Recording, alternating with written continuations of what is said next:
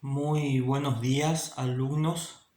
Hoy vamos a empezar a analizar una parte de la historia que se llama Historia de la Civilización, que estudia los progresos hechos por el hombre de una manera cronológica. El hombre es el que ejerce el papel principal en el mundo y por eso la historia se encarga de estudiarlo. Cuál es su origen, su desarrollo, dónde nacen las sociedades humanas a lo largo de los siglos.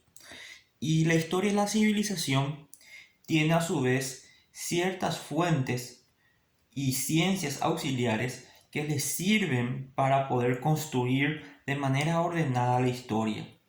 Por ejemplo, entre las ciencias auxiliares encontramos a la cosmología, la geología, antropología, geografía, la epigrafía, la cronología, entre otras disciplinas o ciencias que siempre van a colaborar para la construcción de la historia. Nosotros a inicio de año y de manera presencial habíamos visto la división de la historia. Prácticamente la prehistoria no nos interesa tanto, sino vamos a centrarnos en la historia. La prehistoria a su vez se dividía en edad de piedra, los metales, pero nosotros no nos vamos a centrar, como les dije, en la parte de la prehistoria, sino nos vamos a centrar en la parte de la historia. Y la historia propiamente dicha se divide en la edad antigua, que va desde que el hombre conoce la escritura hasta el año 476 después de Cristo, en que cae el Imperio Romano de Occidente. Dentro de este periodo nosotros vamos a estudiar la civilización india, china, egipcia, asirio-caldea, hebrea, fenicia, medos y persas y la griega. También la civilización romana entra la primera etapa dentro de la Edad Antigua. Luego viene la Edad Media que va desde el 476 después de Cristo hasta el año 1453 después de Cristo, es decir, desde la caída del Imperio Romano de Occidente hasta la caída del Imperio Romano de Oriente. Los sucesos que ocurran en la Edad Media nosotros no vamos a desarrollar este año, sino los vamos a desarrollar el año que viene. Luego de la Edad Media eh, viene la Edad Moderna, que va desde el año 1453 al año 1789 después de Cristo, desde la caída del Imperio Romano de Oriente hasta la Revolución Francesa. Y posteriormente la última etapa de la historia propiamente dicha es la Edad Contemporánea, que va desde la Revolución Francesa, desde 1789 hasta nuestros días. Nosotros hoy vamos a tocar dos civilizaciones de la Edad Antigua. La civilización india, que yo le voy a facilitar un documento, sin embargo es bastante interesante estudiar la civilización india porque su organización social está basada a través del régimen de las castas. Y ustedes van a ver que hay varios tipos de castas en que la sociedad se clasifica. Los brahmanes, los chatrias, los vaishyas, los sudras, parias. Y una persona no puede saltar de casta. Si vos naciste, por ejemplo, en la casta de los sudras, vas a morir en esa casta. No podés subirte a la casta de los brahmanes, no podés pasarte a otra casta. O sea, la movilidad social que hay dentro del sistema social en la India no existe.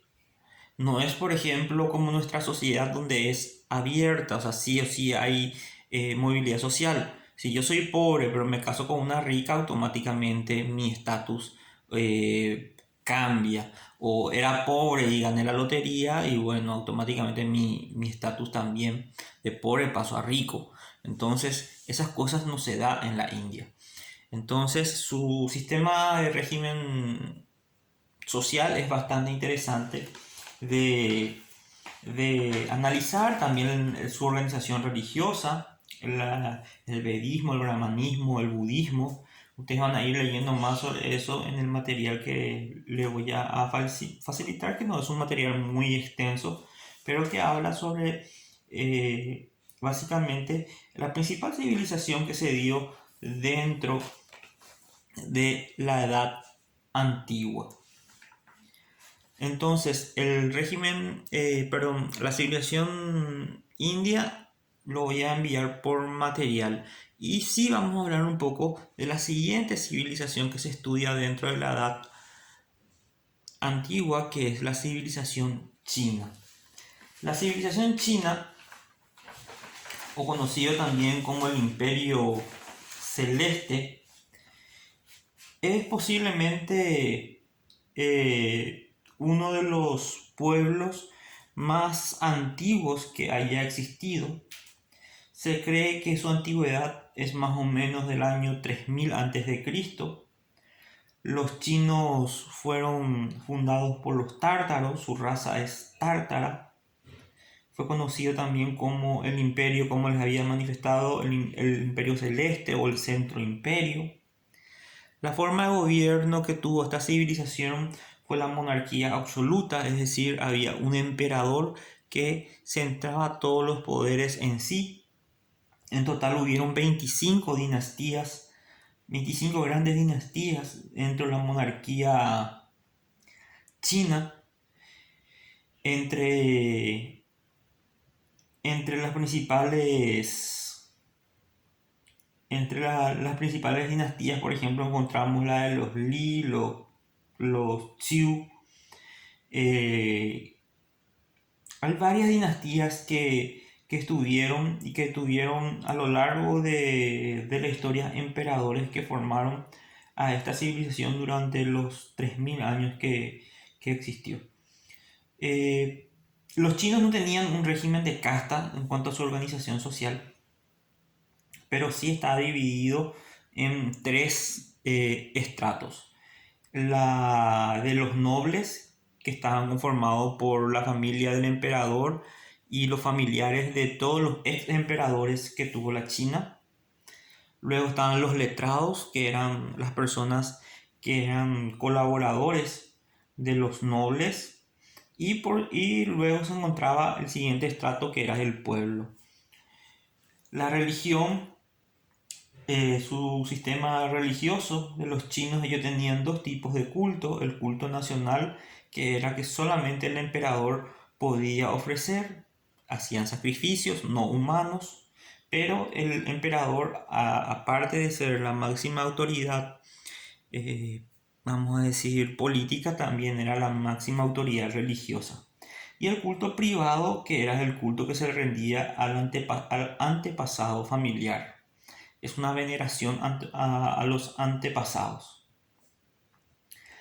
En cuanto a la religión, podemos decir que el budismo tuvo una muy buena repercusión, porque Buda corrió de la India justamente porque él se oponía al régimen de las castas y se refugió en China, donde tuvo una buena acogida a su doctrina. El budismo entonces estuvo presente en la civilización china como religión. También aparece en el siglo VI a.C. Lao Tzu, que fundó una doctrina religiosa llamada el taoísmo. También aparece un gran filósofo, quizás el filósofo más grande que tuvo los chinos, que fue Confucio, que crea el confucianismo como doctrina filosófica también religiosa. Entonces, eso es básicamente un análisis así general de su sistema religioso. Las tres religiones grandes o principales tradicionales de la China son el taoísmo, el confucianismo y el budismo. ¿Qué más se puede decir de la de la civilización china? Los aportes que han hecho a la humanidad. La civilización china era una civilización bastante pacífica. Tuvo grandes guerras, pero China más bien era de buscar alianzas y que otros realizaran las guerras que China no quería realizar. Fue tan grande este imperio que básicamente pagaban a mercenarios para que puedan pelear en defensa de esta civilización, como por ejemplo los cosacos, donde aparece el famoso Taras Bulba, que luego invade el imperio chino. En cuanto a sus aportes a la humanidad, bueno, grandes fueron los aportes que hicieron los chinos. Por ejemplo, inventaron la brújula, la pólvora, el papel, el de gas, los pozos artesianos, la seda, el barniz. Fueron todos inventos que los chinos dieron a la humanidad. La porcelana, la verdad que es muy valorada, la porcelana china. Entonces, son aportes que esta civilización dio a la humanidad y que luego las otras civilizaciones la utilizaron y la siguieron perfeccionando. Esperen la guía de estudios y nos vemos dentro de muy pronto.